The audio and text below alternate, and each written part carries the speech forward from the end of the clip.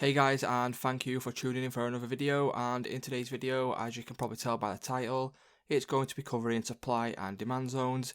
And supply and demand zones, it seems simple on the forefront, but in reality, it's actually quite hard to get a hang of, because what I found when I was first learning smart money concepts is when I was marking up my zones, what would happen is that I'd get a little reaction to a zone, and then it would just blast through, or it would just literally blast straight through the areas that I had marked up. And you've got to react to what's happening on your charts, because you're not always going to pick out the perfect supply and demand zone. So first of all, what I'm going to do is I'm just going to go through a few requirements that I look to have on my supply and demand zones.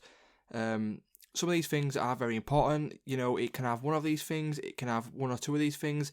It doesn't need to have every single one, but the more you have is the more confluence and the better the zone will be. So first of all, we have supply and demand zones. So we will be looking for an engulfed buy to sell or sell to buy candle. And obviously, if you don't know what that is, I will show you when I show you some chart examples. The next one is breaks a level of structure. So if it breaks a level of structure, for me, this shows intent, whether there's buyers or sellers in the market. And the break of structure one for me is really important. Like I said, it does show if there is intent from buyers and sellers. The next one we have on the list here is sweeps liquidity. So if it sweeps liquidity, what that means is obviously it's taken out buy stops or sell stops and it's continued. So that's a really good confluence right there. The next one being supply to demand or demand to supply flip. So what this means is it will show you interaction between buyers and sellers. And then, it will show you then which one is in demand and which one is in control. So the next one we have on this list is as inducement.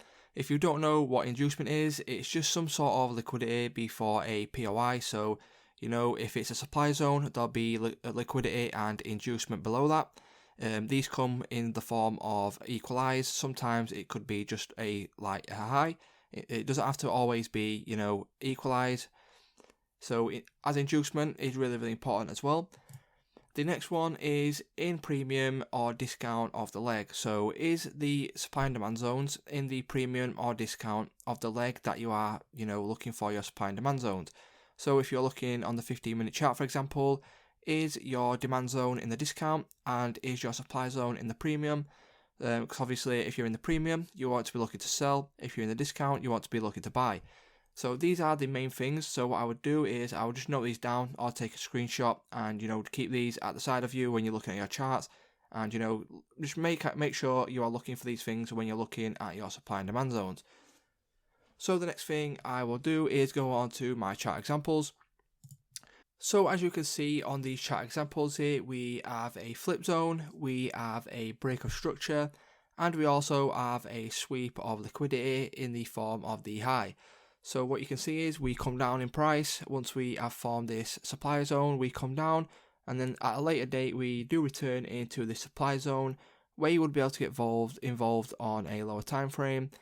So what a buy to sell candle is as you can see where I've marked my supply zone, that is a buy to sell. So if you look at the up candle, which is the grey candle, there is the up candle, and then the down candles, which are all a sort of grey colour.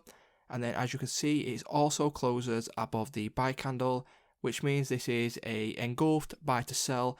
So we've got an engulfed buy to sell, it breaks structure, it's got a sweep, a break of structure, and also a flip zone. So for me, this supply zone is a really good supply zone to be looking for shorts. And on to the next example here. As you can see, this is a little bit of a closer one. And as you can see at the moment, we do get a break of structure, which is a minor break of structure. It doesn't always have to be swing breaks of structure. So please keep that in mind when you're looking at supply and demand zones. It doesn't have to be swing breaks of structure when you're looking for a boss.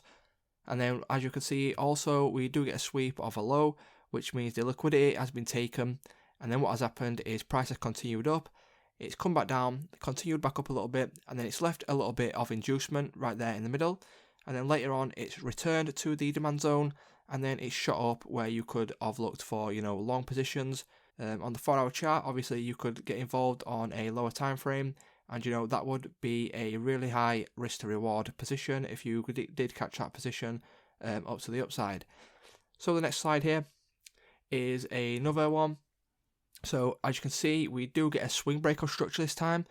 We get a flip zone. So as you can see, we come down, we come up, we have a reaction to the supply zone in form of, as you can see right there is a down close candle, so a bearish candle.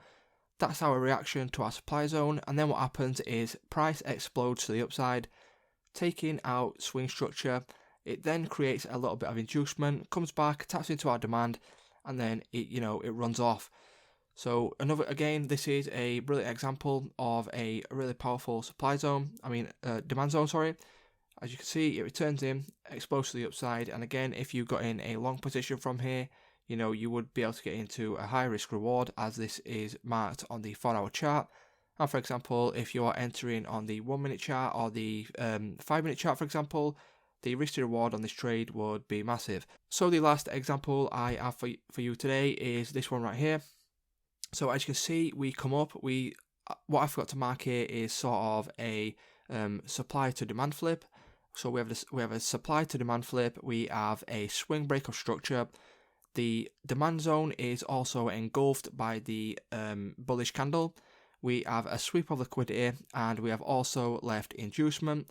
As you can see, then we come back into the demand zone, and then we do go and break structure again up to the upside. So again, if you got involved in this on a lower time frame, this could be, a really high risk reward position. So yeah, that's pretty much the overall process I go through when I'm looking for my supply and demand zones. Like I said, when I was first learning, I found it a little bit difficult. So if you are finding it difficult yourself, if I just go back to the first slide here, what you can do is just write these, little pointers down. And these are the things that I look for personally when I'm looking into my supply and demand zones. Like I said at the start of the video, your supply and demand zones don't need every single one of these.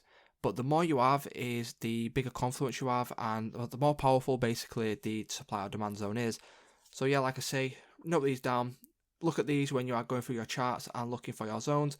So hopefully these little tips help you out if you are struggling at the moment, and hopefully they help you to identify the strong supply and demand zones.